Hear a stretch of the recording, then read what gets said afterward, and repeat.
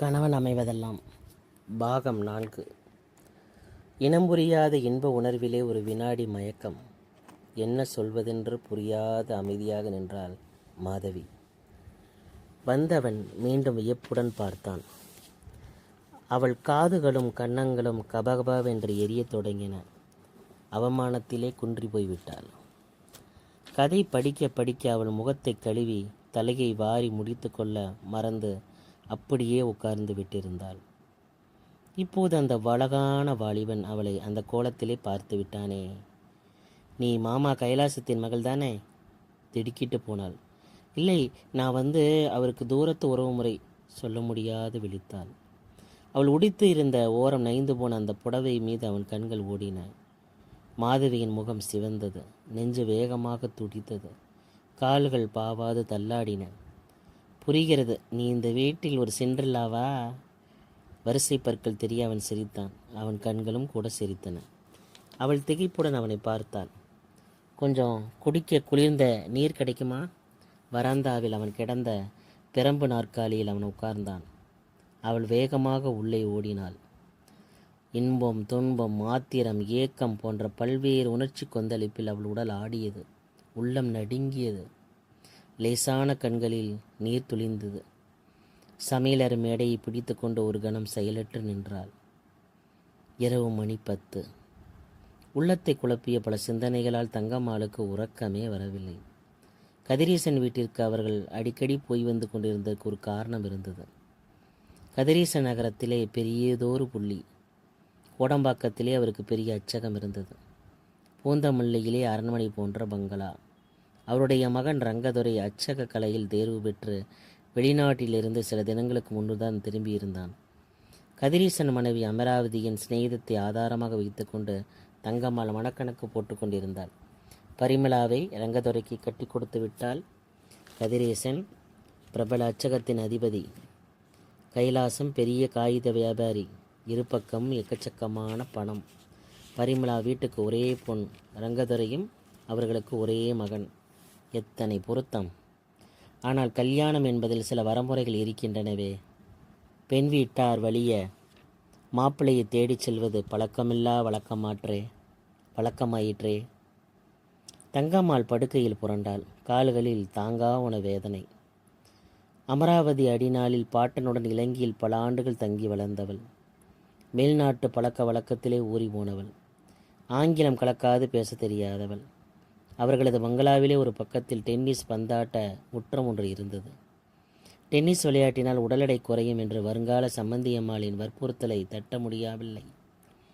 அன்று மாலை பயிற்சியாளர் போட்ட பந்தை தட்ட தாவி குதித்த குதியில் புடவை ஓரம் தடுக்கி அவள் விழுந்து எழுந்திருக்க சமாளித்த போது முகம் சிவந்த அவமானத்தில் குன்றி போய்விட்டாள். அம்மா, காயம் ஏதாவது பட்டதா? பயிற்சியாளன் தவித்து போனான். ஆனால் பரிமளா, அவள் பெற்ற அருமை மகள், அறிவு கெட்டு பெற்றத்தாய் என்ற நினைப்பே இல்லாமல் அமராவதியுடன் சேர்ந்து கொண்டு குலுங்க சிரித்து கொண்டிருந்தாள். அமராவதி மட்டுமென்ன, அத்தனை திமிரு! எப்பொழுதும் இப்படியே கொடி போல இருந்துவிடப் போகிறாளா? ஆரம்பத்திலே தங்கம்மாளும் ஓடியதான் இருந்தாள். இடையே வந்து தொலைந்துதான் அந்த பருமன். ஆத்திரத்தில் சூடாக பலவும் சொல்ல துடித்து பொங்கி போய்விட்டாள். அவள் கைக்குட்டையால் வாயை பொத்தி கொண்டு அமராவதி அருகில் வந்து நின்றபோது வருங்கால சம்மந்தியாயிற்று என்று வாயை அடைத்து கொண்டு புன்முறுவலிக்க வேண்டியிருந்தது. எல்லாம் பரிமளாவின் நன்மைக்காக தான். ஆனால் அந்த பெண்ணிற்கு ஏதாவது புரிகிறதா? கோபத்துடன் பலவும் எண்ணியபடி தங்கம்மாள் படுக்கை மீது புரண்டாள். வெளிவராந்தாவிலே மெல்லிய காலடி ஓசை கேட்டது. வீட்டு வேலைகளை முடித்து கொண்டு மாதவி இறங்கி வந்து கொண்டிருந்தாள். அவர்கள் முன்பு வசித்த சிறிய வீட்டில் மாதவி சமையலறை தரை மீதுதான் தூங்குவது வழக்கம். இப்போது அவள் நிலையில் ஒரு சிறு முன்னேற்றம். புதிய வீட்டில் உட்கரண அறைக்கு பக்கத்தில் இருந்த ஒரு சிறிய அறையை அவள் பயன்படுத்த கொடுத்திருந்தார்கள். ஆனால் இரவில் அவள் பரிமளாவுக்கு துணையாக மாடியில் அந்த பெரிய படுக்கையறையில் தான் உறங்க வேண்டும் என்பது கைலாசத்தின் கட்டளை. இளவயது பெண்கள் இருவரும் ஒருவருக்கொருவர் துணையாக இருப்பதுதான் முறை என்பது அவரது எண்ணம். தங்கம்மாளுக்கு இந்த ஏற்பாடு சிறிதும் பிடிக்கவே இல்லை. பரிமளாவுக்கு சமமாக அந்த அழகான அறையில் கட்டிலின் மேல் மிருதுவான பஞ்சனையில் அனாதை பெண் மாதவி படுத்து உறங்குவதா?